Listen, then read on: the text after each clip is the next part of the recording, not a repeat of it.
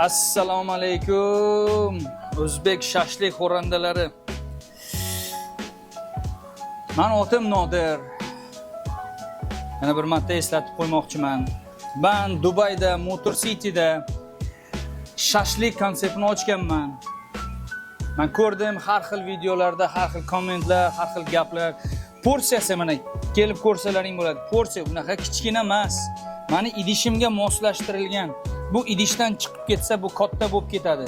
Ana o'shaning uchun mana qilingan, bu idishning ichida turish uchun qilingan.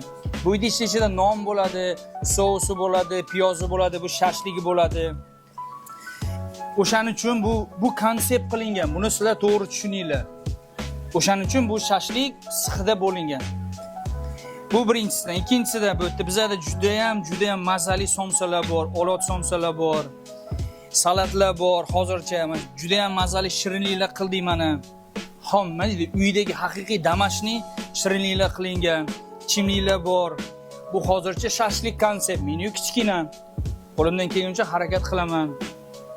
Har xil gaplarni yozishdan oldin o'ylab ko'rish kerak. Har bir insonning o'zining yo'nalishi bo'ladi.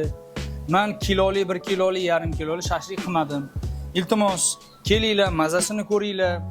Haqiqatdan mazasi yaxshiligi uchun o'zimga uvering bo'lganligim uchun aytayapman. Motor City'da joy ochilgan. Inshaalloh biz Dubayda harakat qilib ochiladi. Inshaalloh Alloh nasib qilsa. Haqiqiy shashlik shinamandalari, shashlik xorrandalari.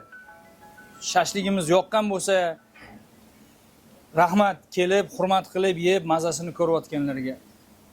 Qo'lim ko'ksimda har doim kelsanglar chiroyli xizmat qilib kutib olamiz.